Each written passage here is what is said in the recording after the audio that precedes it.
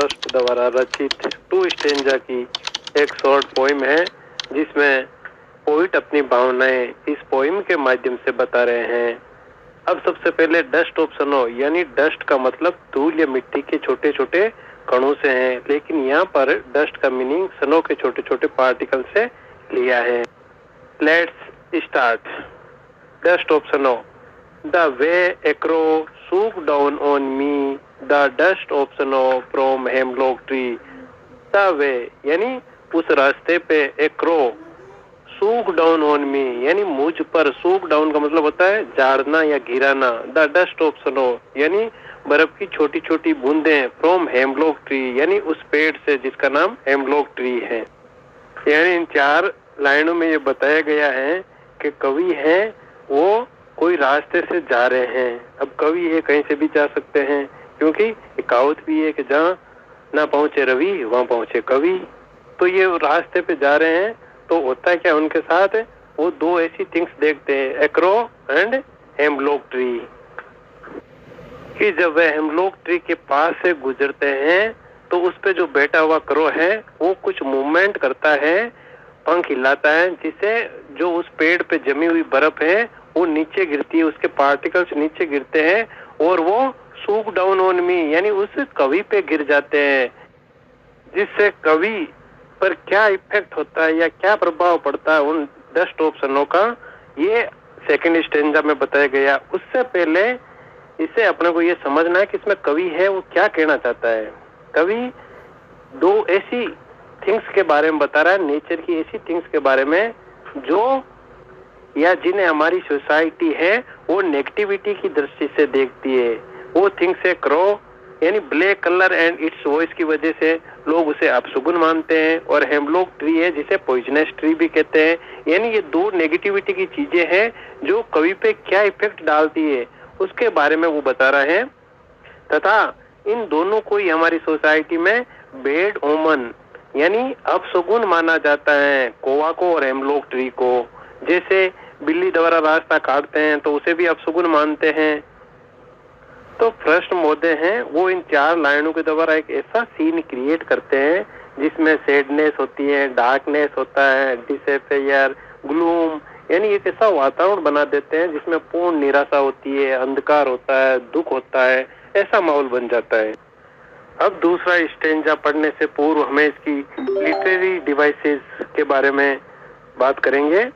जैसे इस स्टेंजा की राइमिंग स्कीम है एबी एबी यानी लाइन नंबर 1 और 3 crow and snow, and line number 2 and 4 rhyming scheme है वो सेम है। राइमिंग स्कीम हो गई एबी एबी।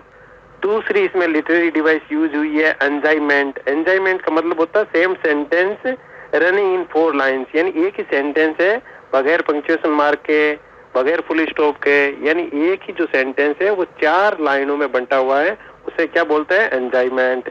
तीसरा है एसोसिनेंस। एसोसिनेंस का मतलब होता है सेंटेंस में वोवल साउंड है वो बार बार रिपीट होती है। जैसे यहाँ साउंड यूज हो रही है ओ, जैसे सुख डबल ओ यूज हो रहा है, डाउन में ओ यूज हो रहा है, ओ लगातार O sound vowel sound use होती है, उसे एसोन्स बोलते हैं। अब second stanza, has given my heart a change of mood and saved some part of a day a had rude.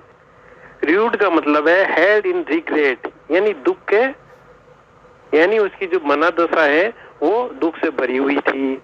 लेकिन जो ही उसने हैज गिवन माई हार्ट यानी जब वो क्रो द्वारा मूवमेंट हुई, उससे जो पार्टिकल उसकी बॉडी पे गिरे उससे उसके हार्ट में बदलाव आया। ए चेंज ऑफ मूड, उसका जो मूड है वो बिल्कुल परिवर्तित हो गया। एंड सेव्ड सम पार्ट, और जो उसका दिन का समय था वो तरोताजा निकल गया, यानी वो जो दुख में था वो सुख में परिवर्तित हो गया। यानी उनका जो हार्ट है उसमें परिवर्तन आ जाता है, उनका मूड है वो चेंज हो जाता है। यानी वो पहले रिग्रेट दुखी थे, अब क्रो की मूवमेंट से बर्फ की बूंदें उनके बॉडी पे गिरती है तो अचानक दुख समाप्त हो जाता है, और वो दुख है वो सुख में की मुद्रा में आ जाते हैं। यानी इस पोएम में फर्स्ट महोदय ये कहना चाहते हैं कि जिन्हें सोसाइटी जिन थिंग्स को दुख का प्रतीक मानती है, उन्हीं थिंग्स ने उनका आज का दिन है वो अच्छा कर दिया। यानी नेचर में हमें प्रत्येक थिंग्स को पॉजिटिविटी में लेना है, ना कि नेगेटिविटी में। यानी इस पोएम से अपने को ये सीख मिलती है कि बुरी चीज भी हमारे लिए अच्छी बन जाती है। अब बात करते हैं इसमें सेकंड स्टेंजा में कौन कौन सी लिटरेरी डिवाइस यूज हुई है। तो राइमिंग स्कीम देख लो, CD यानी 5th लाइन और 7th लाइन और 6th line and 8th line, यानी हार्ट और पार्ट, मूड और यूड, सेम साउंड। यानी इसकी जो राइमिंग स्कीम है वो सेम है। राइमिंग स्कीम हो गई इसकी CD। अब बात करते हैं लिटरेरी डिवाइस की, तो इसमें भी एंजाइमेंट का यूज हुआ है। दूसरा इसमें एलिट्रेशन का यूज हुआ है। एलिट्रेशन किसे कहते हैं, यानी repetition of A consonant sound. यानी जैसे has given my heart, has और हार्ट, एच साउंड है, वो है साउंड है, वो रिपीट हो रही है। दूसरा है सेव्ड सम पार्ट, जो से साउंड है वो रिपीट हो रही है। Thanks for watching my video.